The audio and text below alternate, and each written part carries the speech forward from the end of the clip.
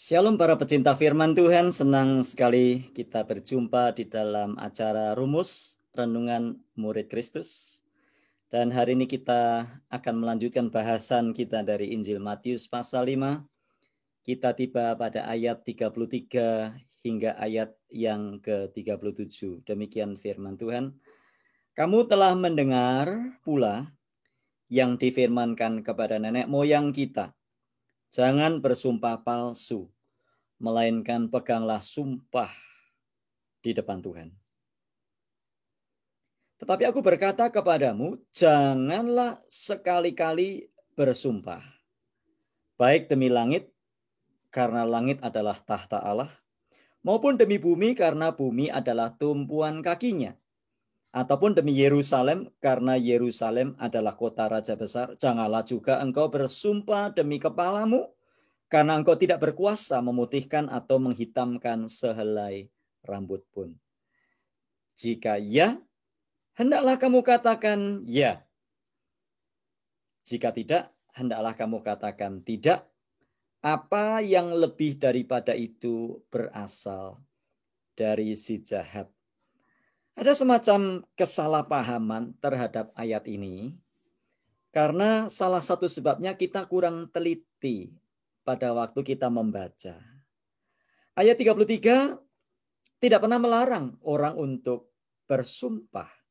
Tetapi ayat 33 menentang orang-orang yang bersumpah palsu.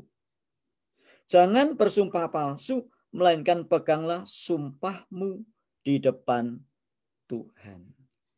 Jadi rupa-rupanya ayat ini dilatar belakangi oleh kitab Keluaran pasal 20 ayat 7 yang berkata, jangan menyebut nama Tuhan Allahmu dengan sembarangan, dengan sia-sia.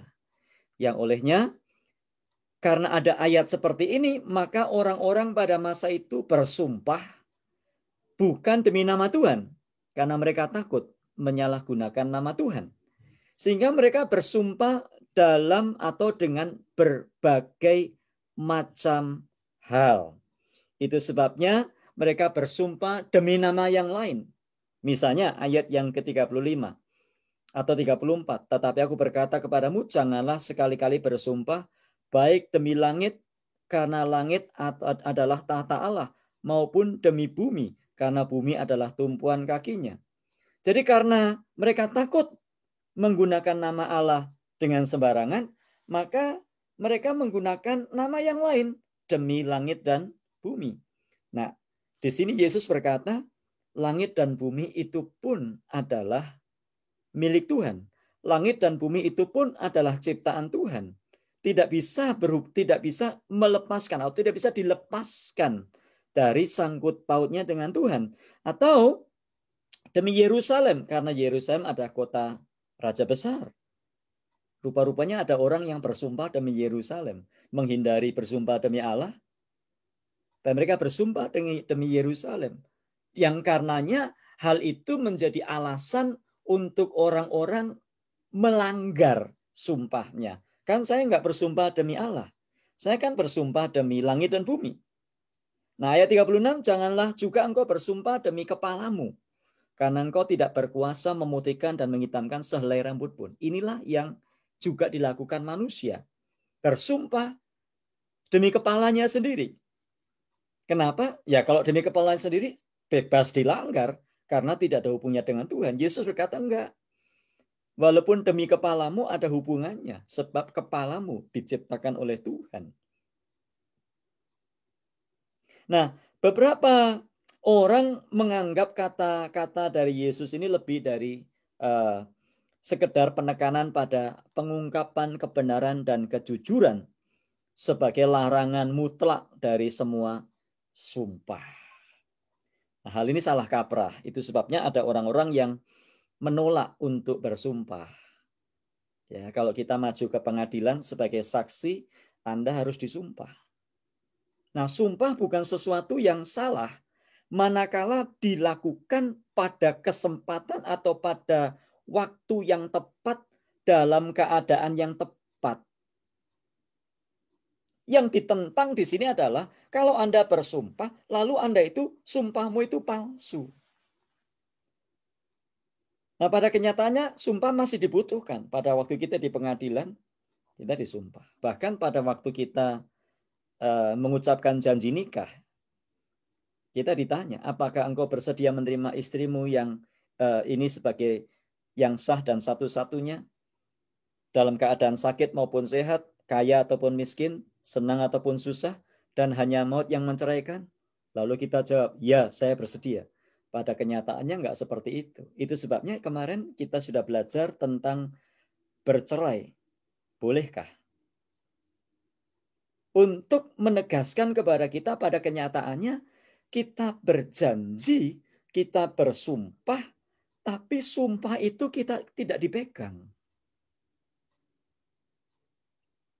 Nah, di dalam keadaan-keadaan tertentu kita membaca bahwa Alkitab juga mencatat yang pertama, Tuhan sendiri bersumpah di dalam Ibrani 6 ayat 13. Sebab ketika Allah memberikan janjinya kepada Abraham, ia bersumpah demi dirinya sendiri karena tidak ada orang yang lebih tinggi daripadanya. Yesus sendiri pernah disumpah, disumpah berbicara di bawah sumpah di pengadilan, Matius 26:63. Tetapi Yesus tetap diam, lalu kata imam besar itu kepadanya, demi Allah yang hidup, katakanlah kepada kami, apakah engkau Mesias, anak Allah atau tidak. Ayat 64, Yesus menjawab, engkau telah mengatakannya.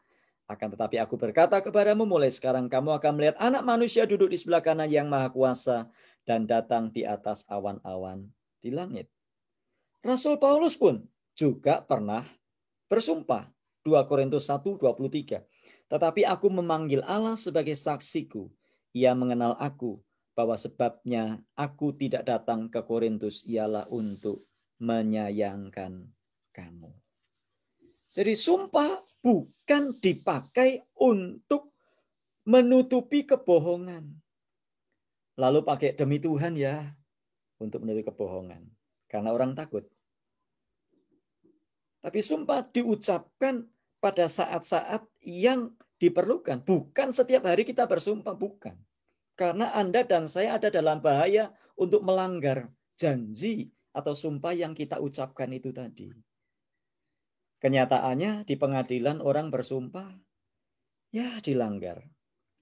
Waktu dilantik sebagai pejabat, disumpah pakai kitab suci. Pada waktu jadi pejabat korupsi. Itu kelemahan kita, bukan? Itu sebabnya ayat 37, Yesus berkata, bukan sumpah, tapi Yesus berkata, jika ya, hendaklah kamu katakan ya. Jika tidak, katakanlah tidak. Apa yang lebih daripada itu berasal dari si jahat. Integritas sebagai murid-murid Kristus. Integritas sebagai pengikut dan penyembah Tuhan. Harus dijaga. Menjaga perkataan dan memenuhi janji. Janji apa yang kita pernah ucapkan? Janji nikah? Kalau memang hanya maut yang dapat menceraikan kita, kenapa kita sekarang cari-cari cara bagaimana supaya kita bisa bercerai? Alasannya tidak cocok lah. Alasannya ini, itu, dan sebagainya. Kemudian pada waktu Anda hadir di pengadilan, Anda dan saya disumpah. Dan kita harus ingat hal itu. Setiap perkataan yang kita keluarkan harus seperti dengan kenyataan, sesuai dengan apa yang kita lihat pada waktu kita sebagai saksi. Tidak boleh menambah atau mengurang. Sebab Alkitab berkata, apa yang lebih daripada itu berasal dari si jahat. Lalu bagaimana penerapan sederhana? Aplikasi sederhana bagi kita adalah cobalah kita belajar pada waktu kita berjanji. Cobalah belajar memenuhi. Jangan mengingkari janji.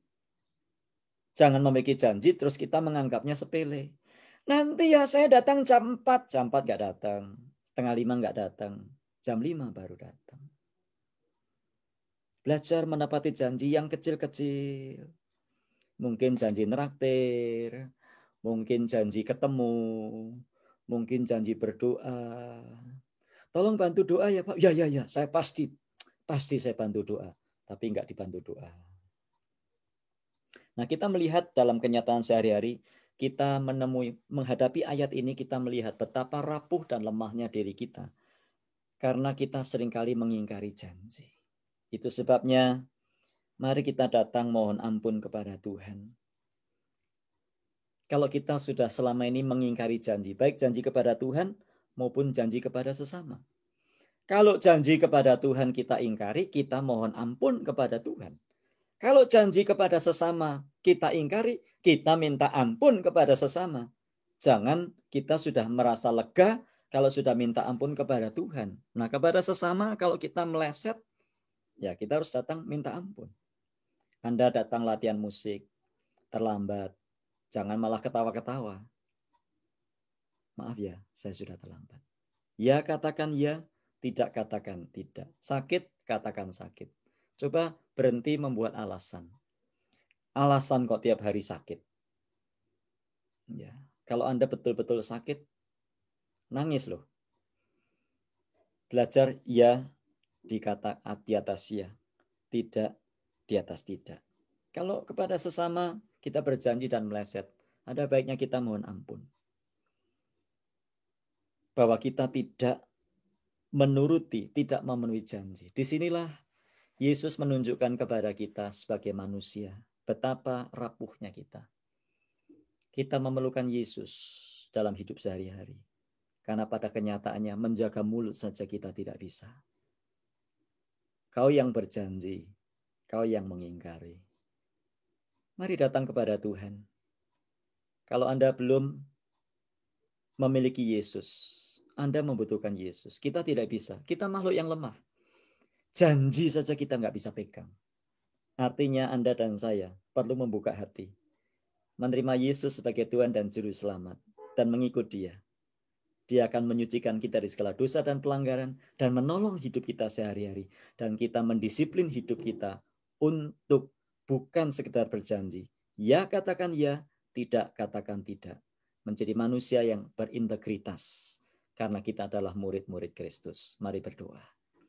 Tuhan, kami datang kepadamu. Mohon ampun kalau selama ini ada janji-janji yang kami ingkari begitu saja. Kami menganggap remeh, menganggap sepele janji-janji. Baik kepada Engkau maupun kepada sesama kami. Ampuni kami Tuhan. Engkau melihat betapa lemah dan rapuhnya kami ini. Memegang janji yang sepele saja kami tidak bisa. Karena Tuhan, kami mengundang Engkau untuk masuk dalam hati kami sebagai Tuhan dan Juru Selamat. Bukan hanya itu saja, tapi juga menolong kami dalam hidup sehari-hari. Sehingga kami katakan ya, tidak kami katakan tidak. Sebab selebihnya berasal dari si jahat. Mampukan kami hidup sebagai murid Kristus. Yang makin hari makin serupa dengan Kristus. Memiliki integritas di dalam kehidupan kami sehari-hari. Terpuji Engkau kekal selamanya, dalam Tuhan Yesus kami berdoa. Amin. Tuhan memberkati kita sekalian dan sampai jumpa di lain kesempatan. Haleluya.